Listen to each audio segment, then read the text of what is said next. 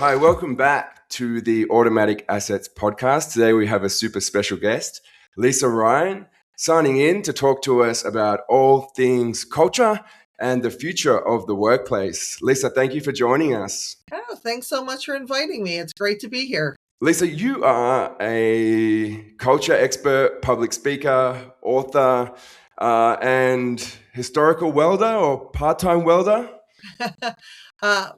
In my sales career, I had more than 20 years in sales, 13 of which were in industrial sales. And I spent 7 years in the welding industry. So I could weld because that was really the way for me to demonstrate the products. But I sold welding consumables into the maintenance environment. So that's really one of the reasons why I focus so much on manufacturing, construction, and the skilled trades, because I really liked that job and want to hang out with those people more. So welding's more of a hobby, or you stay away from letting the sparks fly? Oh, no, if I could, believe me, I would, but I don't have access to the same level of tools that I had before. And even at the community college where I took 4 quarters of welded art back in the day, the real welders kicked us out and wanted their shop back. So if there was the opportunity for me to go and do some welded art somewhere, I'd do that all day long. Wow, too cool. So I imagine at the time when you were doing welding, it was quite a male-dominated industry. Oh, it still is. I mean, most of the audiences that I have are probably 90% men. I mean, and the thing is that it's 90% men and primarily in the Gen X and baby boomer range of men. So it's one of the reasons why I really like to focus on that, because we need to attract more younger people and more women into the trades, because we need the workers and they're really great jobs.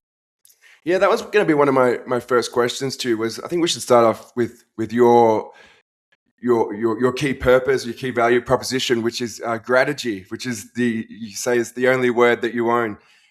What is Grategy and why should we care? Yeah. Grategy is actually a beautiful combination of gratitude and strategy mushed together. And that's really, when it comes to workplace culture, the foundation of everything that I talk about. Because when you create a culture where employees feel valued, appreciated, like they're making a difference, and that leadership actually cares about them, then we start to create a culture where people want to stay, and you can really, keep your top talent from becoming someone else's. I kind of joke around about the fact that I teach people why they should be nice and say thank you to their employees. But especially in a post-pandemic market, things have really changed in the last 6 years since the pandemic as far as employee expectations. And if companies are not willing to change along with those new employees coming in, they're not going to succeed. Yeah, it's a strange time in industry, isn't it? We have what we call boomers, I guess, still Yes. working, and in markets like Japan and Korea, they might still be working a middle or a low level job. In the Western world, we might have boomers that are running companies at CEO and director position within Fortune 500 companies as well. And then we go all the way down. Myself, I think of myself as a Generation X, but I'm 1981, so I'm probably actually Gen Y, You're millennial. Yeah. millennial. Yeah, Yes. and then we go right Technically. down to those who are just joining the workplace, that are internet and at somewhat AI natives. Right. For me, going to high school and university, we still had to use the library and look through books. Yep. Email came in round about my first year of university, where we actually used email properly. Whereas we have my father's generation that never used email. And then we have people that all they know is typing and they can't even read cursive. Right. Along with other forms of diversity, LGBTIQ+ being more represented, more encouraged, and more accepted in most markets than ever before. Yeah. Is all this diversity perhaps providing the foundation for toxicity in the workplace? It's really interesting, because when you look at the fact that the youngest of the baby boomers are going to be 62 this year. So if you look at baby boomers, which are, I believe, about 4% of the workforce now, and you figure if a lot of that glut of these youngest baby boomers in the next 3 years are going to be retirement age and potentially leaving, we're taking a whole lot of tribal knowledge that are leaving the workplace. And people you talked about going to the library and getting out books. But when people have been in manufacturing for a long time, they build this sensory library where they can hear and smell and touch and feel when things are going to go wrong, and they just inherently know this, and that's knowledge that's walking out the door that somebody that's done all their training doing sitting in front of a computer, they're not going to get that same level. Plus, there's a really good chance that we're not going to keep workers for 20, 30, 40 years like we used to. So there's part of it that we need to figure out how to capture the legacy of the people who are leaving, but also to understand the philosophy of the new people coming in. With Gen Z coming in, they are the most diverse of all of the generations. They're the largest ever generation, even though I can't find an exact percentage. All the numbers say Gen Z is the largest generation, but they just assume that diversity is going to happen. Like you mentioned with the LGBTQ, with more women, it's like not seeing color. They just expect that level of respect in the workplace. And if you have one group of people that isn't getting it and another group of people that wants it, you have a disconnect. And these are some of the conversations that we just have to figure out. Yeah, so it's not easy to be a HR executive or No. a business owner in the year 2026. But is it as simple as just being nice, or is there more of a science to it? Well, there's parts of it, in my 6 gears of Grategy that I talk about.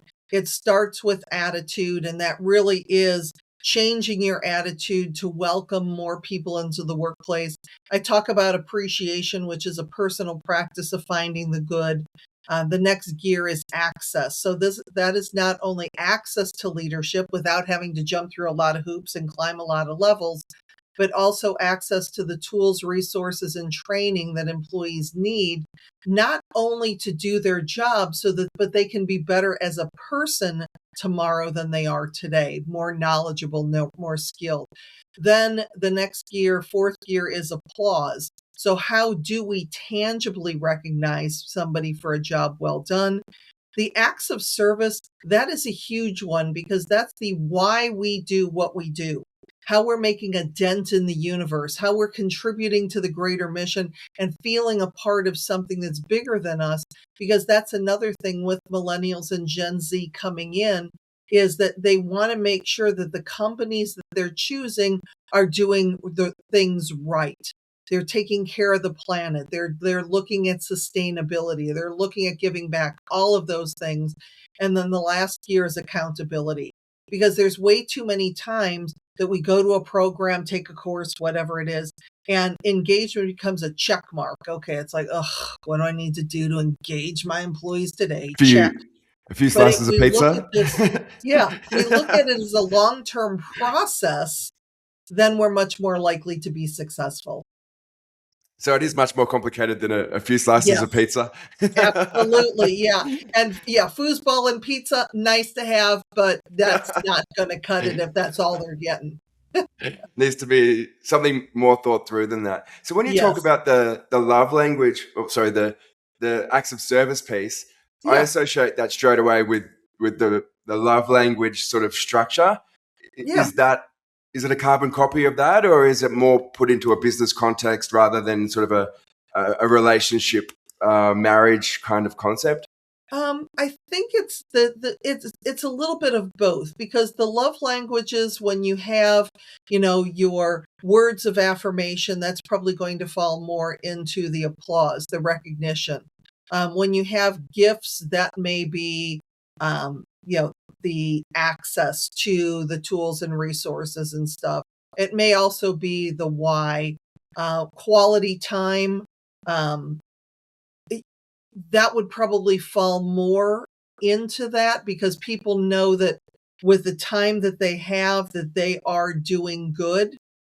Acts of service, yeah, absolutely. Acts of service would fall into acts of service because that is doing for the greater good. So, yeah, there's definitely some tie-in, and I love the love languages, of course, physical touch. We don't want to go there with the with HR, but that is also how people like to be communicated with. Because, if you're constantly leaving them voicemails and they're responding with a text, that's a clue.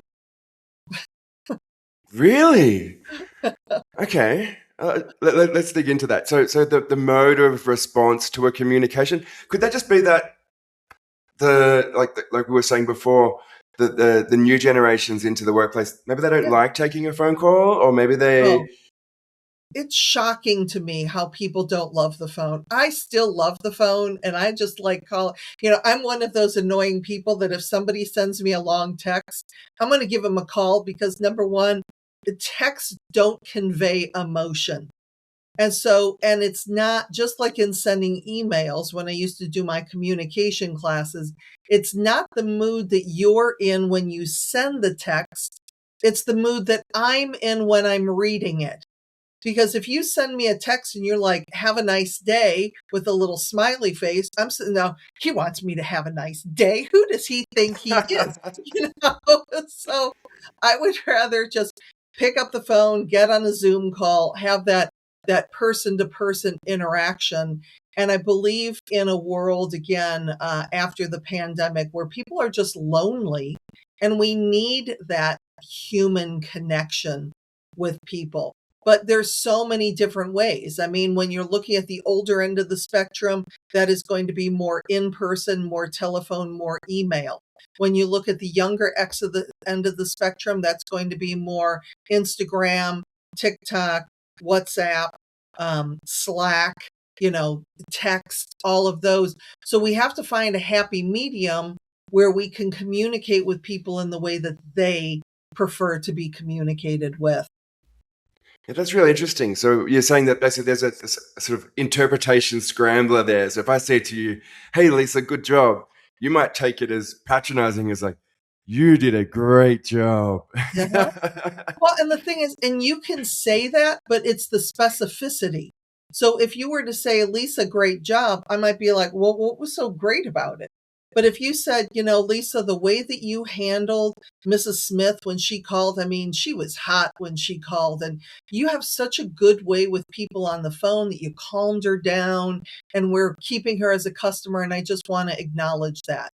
So now I know that you as my boss, you're paying attention to the things I'm doing well and not just when I'm messing up. And that specificity is really one of the most important things when it comes to recognizing people.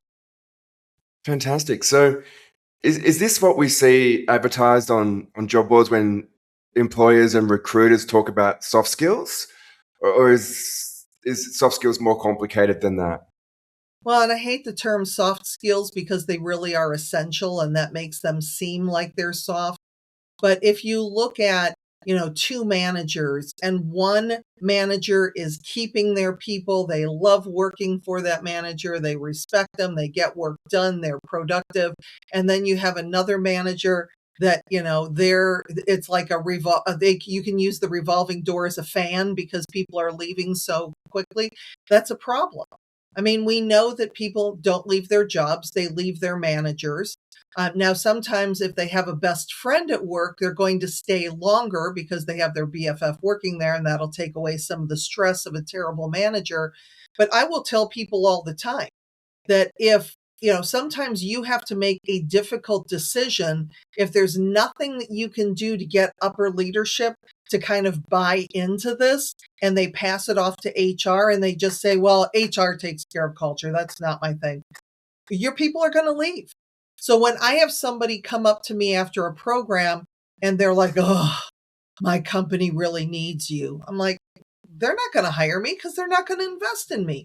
And then most of the time when I'm speaking, 99% of the people get it.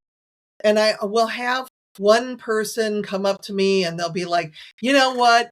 All of this is just a bunch of psychobabble. I can't find anybody that wants to work. Nobody wants to be loyal anymore. Nobody wants to stay. And what I want to do to them and say, oh, honey, they're leaving you.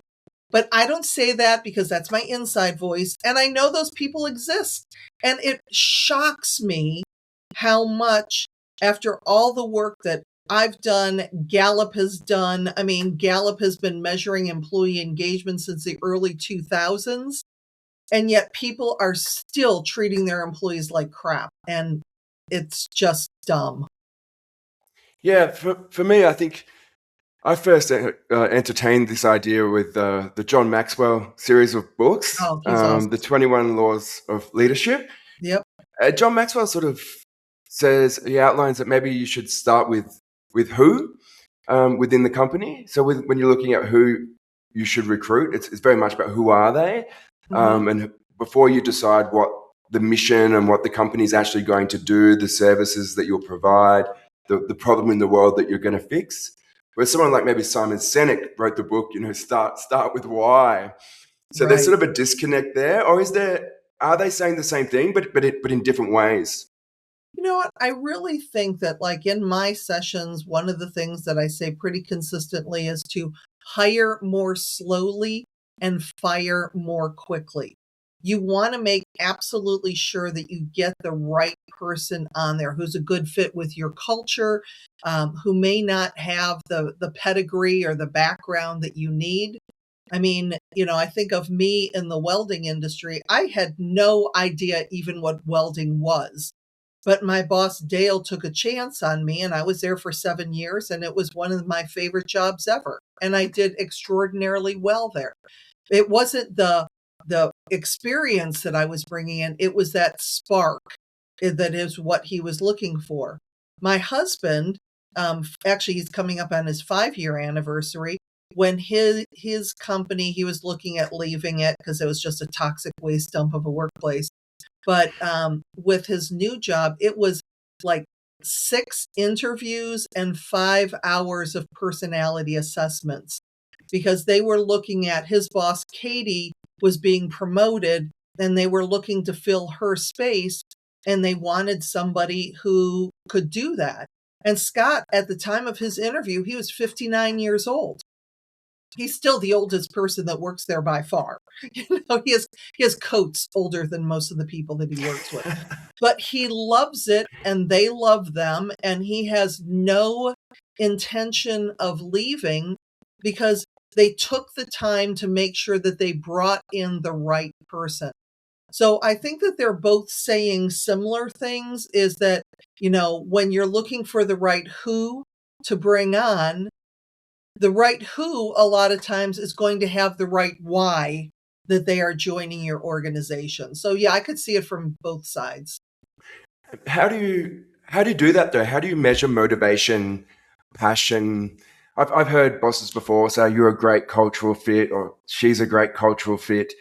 What do they mean by that? Is it the motivation and the passion, or is it they're just about the same age as most of the team, or they like the same football team, or they dress kind of similar vibes? What exactly is it? You know what? It's every single culture is different.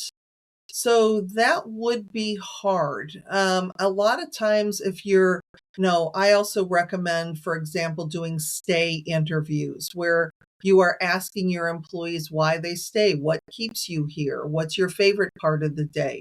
If you had a magic wand, what would you change about about the organization here? So we're constantly looking for feedback. But another great way to find out if you're making a good hiring decision is to have that candidate spend some time with the employees that they'll be working with, maybe in that specific area, and then ask your employee, so what'd you think? Because in some cases, they're going to be like, oh man, that person was great. I could work with them all day long. They're really positive, like their energy, blah, blah, blah. And then there's sometimes that they're going to come back and say, if you hire that person, I'm quitting tomorrow. because it's getting people involved and realizing that a person may not be a good fit for one organization, but they'd be a fantastic fit for another. It's just really knowing your people and making sure that there's a good match there. So I don't think it's anything on paper that you can look at a resume. I think that using the tools of AI may help you to ask some question, or process some questions, but it's such a, it's such a out there answer, but it really just depends on the work environment and the fit and feel of that person you're hiring. Yeah. So are you saying that the most advanced leaders sort of within the cultural aspects of their team are still very much gut driven, or is it gut and part science, part statistics? It's a little bit of gut, but you also have to take a lot more than just that into account. For example, I recently hired a virtual assistant. I went on Upwork, I placed my ad, I had 3 people. Right off the bat, I watched the video of one woman and I was just like, she's it, man, that's it. And I watched the other 2. And I didn't want to make, because I've been a solopreneur for so long, I didn't want to make that decision myself.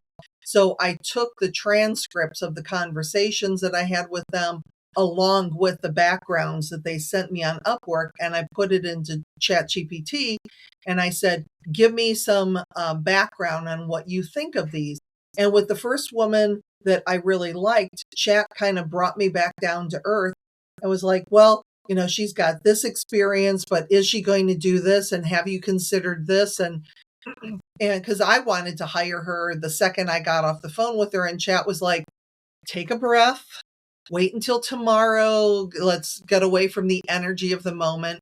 And then with the other, well, I think I put a total of 8 people in there, and Chat on a couple of them was like, yeah, no, this isn't going to work. And I knew that because they were getting to me from VA agencies. And it's like, I'm not hiring an agency, I'm hiring a person.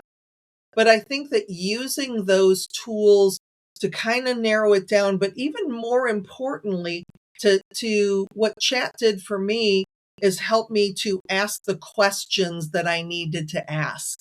The woman that I hired actually was a lot more experienced than I initially thought that I was looking for, but I also see the potential of using her to scale my business versus just somebody that is going to be, with a couple of the other people. It would have been a lot of hand holding, and I am just not in the mood to hold hands with anybody.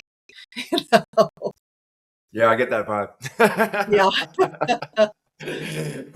So you ended up taking your own advice and did slow down the hiring process. Yeah. Fantastic. So you've mentioned a little bit there about AI.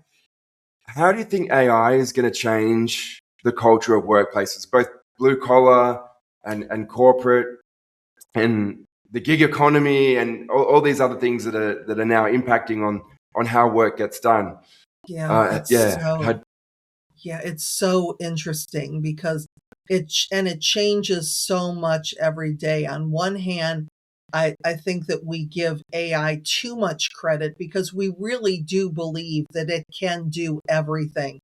But I can't tell you how many times when I'm using Chat or Claude is actually not as bad as Chat with the hallucinations. But I will say to Chat, don't make stuff up, because AI just does. And when people take AI at its word, that's a huge mistake. And I believe that there are a lot of organizations that are starting to see, well, why should we bring in these entry level people who don't have any experiences when AI could do it just as well? It's like, okay, so what are you going to do 8 years from now where you've taken out your entire entry level people who were going to naturally go up, and learn and be able to scale? Now we have nobody coming in there. The other thing in manufacturing is when automation first started coming out, the humans and the robots worked well together because the robots only did what the humans told it to do. It was garbage in, garbage out. You programmed the robot well, it was going to do a good job. But now with AI is actually making the decisions for us.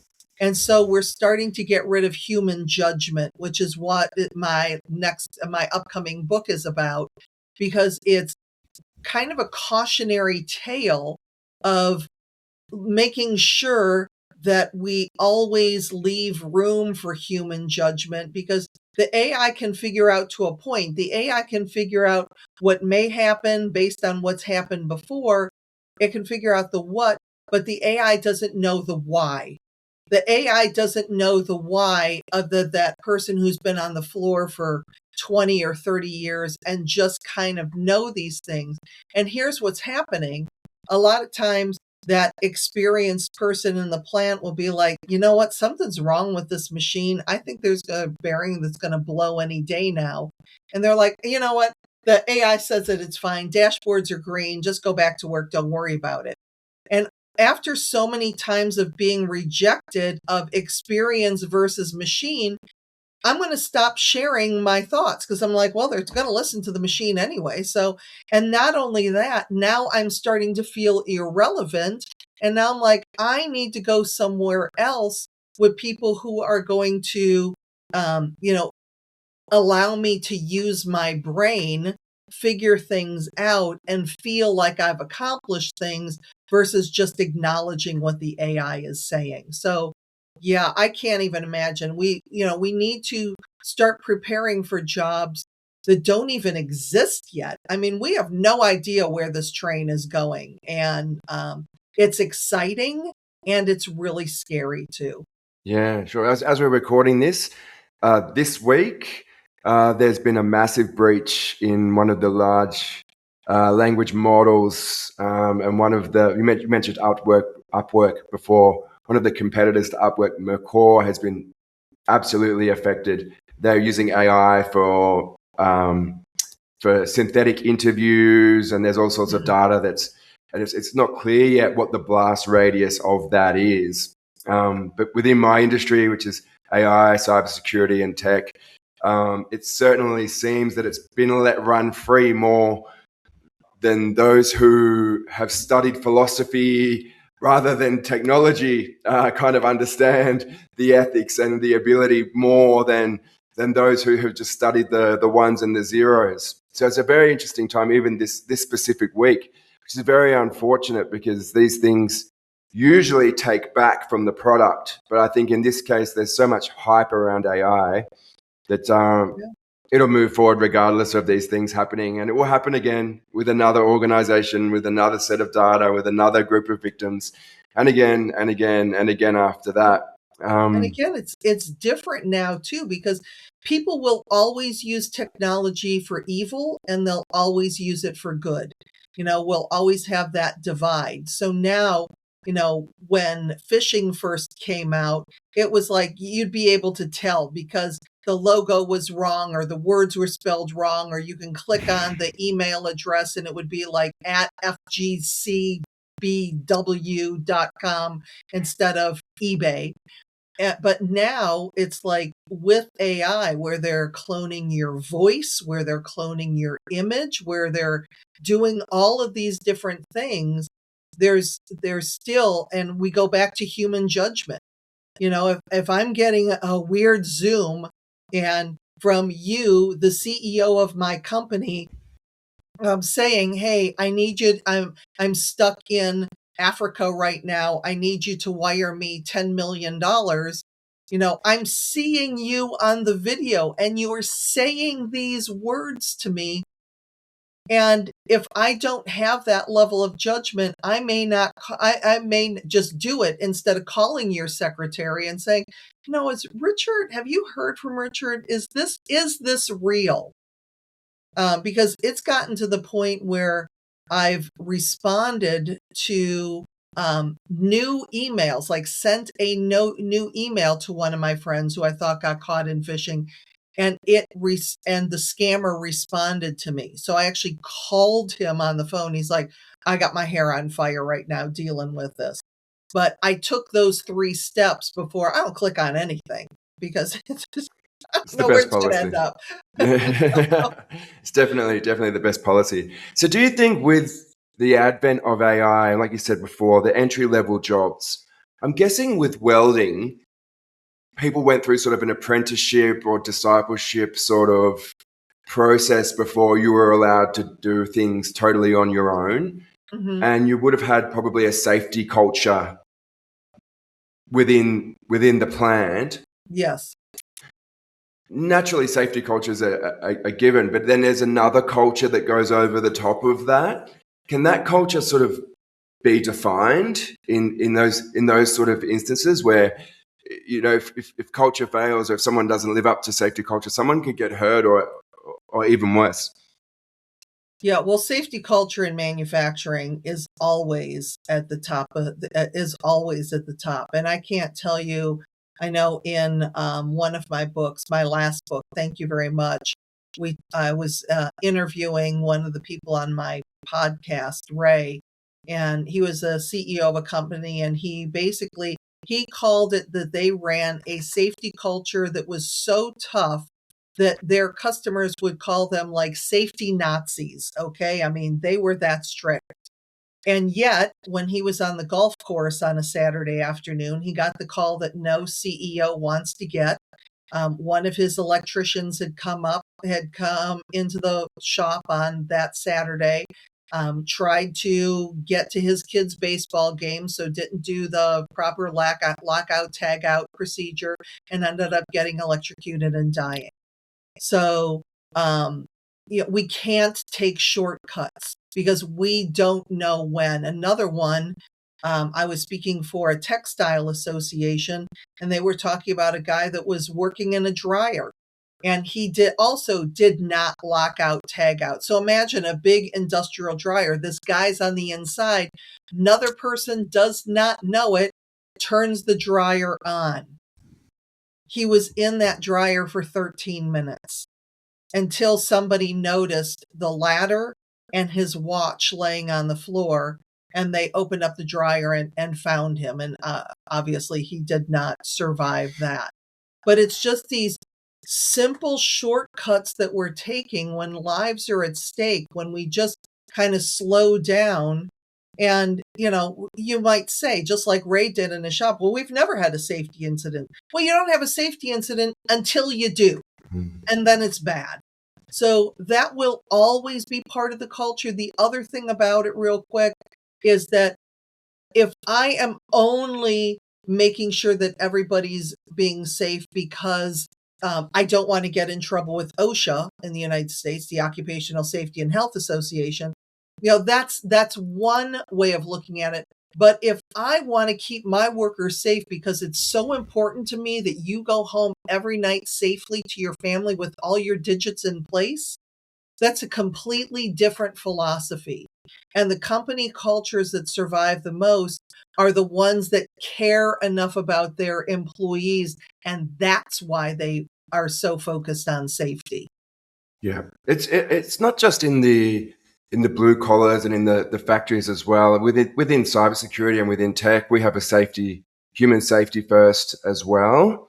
Naturally, we're looking after lots of data, but it's not something that's usually you would think of with technology jobs. But it is, and when we study for certificates and we study in university, it's if the answer human safety is there, it's usually the one you should choose. Yes. But I guess in 2026, we have a new idea now as well of mental health, not Yeah. just physical health. So how does Grategy fit in with increasing the mental health of employees over long periods of time? It's so interesting because one of my side hustles is that I also teach HR law. Not a lawyer, don't play one on television. But it was almost like a post-pandemic and pre-pandemic thing. And that before the pandemic, or even when I was going through my career and I wanted a mental health day, it kind of went like, yeah, I don't feel well today, and I'll see you tomorrow. Okay, and then I'd go and do whatever I wanted to do because I needed a mental health day. Now, mental health days are real things. in an area where loneliness is epidemic, where we feel disconnected, where we're stressed out, we're burned out because we're understaffed and all of those things. And before the pandemic, like, I can understand a physical disability or physical ailment. I mean, I see you limping, I see your arm hurting. I get that. It's like, okay, well, I can understand why that person needs to sit down. Somebody comes up to me and says, well, I'm depressed. What I would say before, not what I would say, but what managers would say beforehand is, you know what? Suck it up, buttercup, put a smile on your face and get back to work. But what we have to understand is mental health is just as important as physical health, if not more so. And also in my Thank You Very Much book, there was a whole chapter on another company. I think that was Steve, that they did a whole thing on make it okay to have awkward conversations. Because, people don't want to talk about mental health. There's still that stigma. I think that people are getting a little bit easier with saying that, my therapist. But if you said my therapist, even 10 years ago, people thought you were a whack job and didn't want to have anything to do with you. I mean, I went to, after in the last year of my dad's life and for a year after he died, I was in therapy, and I have no problem talking about it because it was the self-care and what I needed at the time to get through one of the most difficult times of my life, instead of just bottling up everything and pretending that it's normal, because it wasn't. Yeah, sure. And within the workplace, we also have the phenomenon of burnout, which is the science, I guess, and the discussion on that is still evolving. Yeah.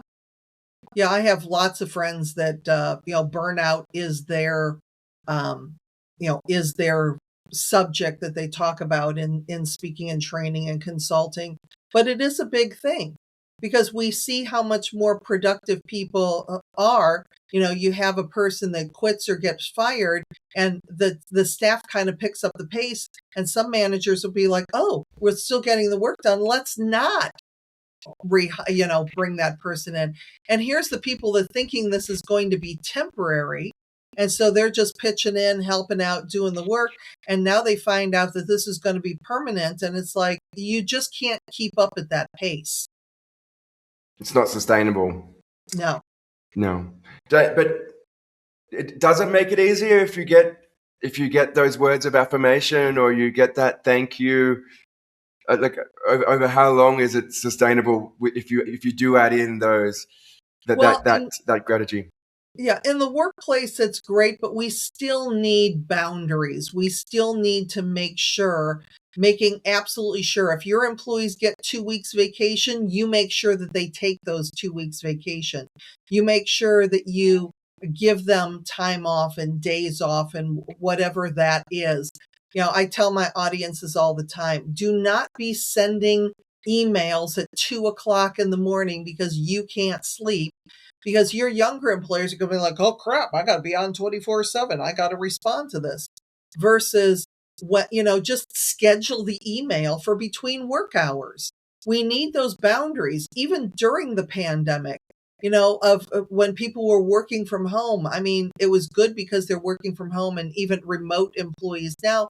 The good news is that it's always there, but the bad news is it's always there. We need to make sure that our employees are putting in that we are respecting the boundaries so that they have some downtime away from us and we can start to minimize that burnout.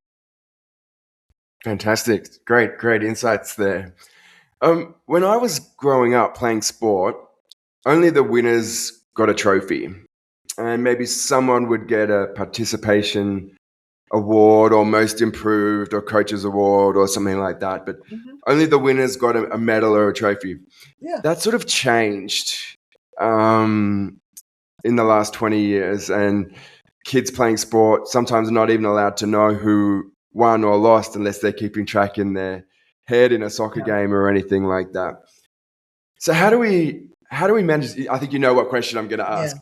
How do we manage this going into the workforce, where some people are selectively given praise or thanks or shown gratitude words of affirmation, or maybe a social bonus, an award,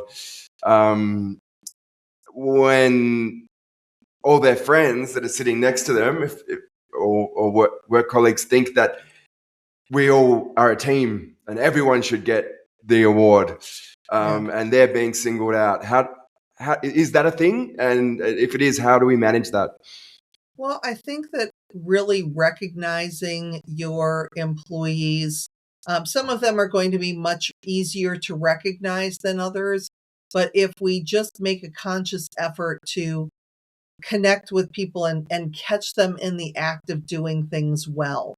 I remember this is years ago, and I talk about this guy in my program all the time, but he walked up to me and he said, when I do something wrong, I get recognized 100% of the time. And when I do something well, it rarely gets noticed. And we really need to flip that around. We also have to realize that the generation that grew up, as that trophy generation, they're expecting feedback in the workplace. And it doesn't have to be all the, oh, yay, everything that you do is so good type of feedback. But the once a year personal performance review is not cutting it. So we need to figure out, how to recognize people. I talk about in my book the All About Me sheet, where you find out what is your favorite candy bar, what is your favorite hobby, gift card, whatever it is, so that I can personalize the recognition to you, because there is no one size fits all. And a lot of times it's just asking the employees, how do you like to be recognized? Do you like public recognition? Would you rather it be one-on-one in private? So we look for ways to personalize it. But yeah, and like I mentioned before, the specificity, making sure that you are acknowledging exactly what that person did, and you are comparing that person to their own efforts and not to somebody else's. That's the key. Yes. Okay. So this employee performed well in alignment with this task or with this aspect of the vision or this aspect of the mission, Right. rather than they're better than you. Exactly. Yep. Fantastic. Okay.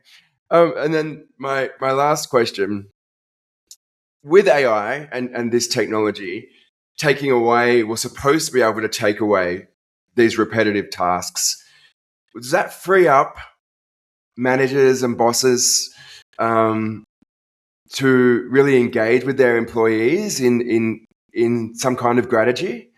Because maybe the CEOs and the managing directors are saying, well, we're paying them to do a job. We're not going to say congratulations on doing your job. Yeah. Is to play devil's advocate on behalf of managing directors and bosses and team leaders that are honestly busy and sometimes individually contributing themselves, trying to grow the business, also manage a family.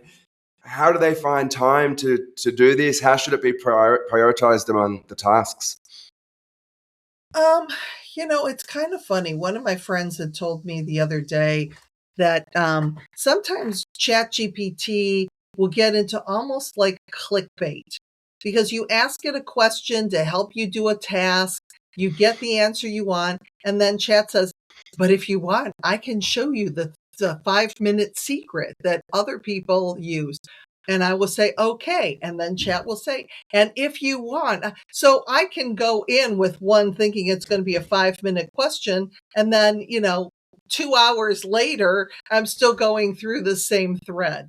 So I think that we make the decisions as far as how we use it. Yes, getting rid of some of the more mundane tasks to free us up, to have more connection with our employees, and to be able to focus more working, on the business instead of in the business type of thing, where I can focus on more strategic instead of, the day-to-day mind-numbing, email follow-ups that I have or something that, instead of, if I'm reaching out to a prospect or a prospect reaches out to me and they say, yes, I'd love some more information for, we'd love to consider you for your event. And I don't know if they have a fee or not.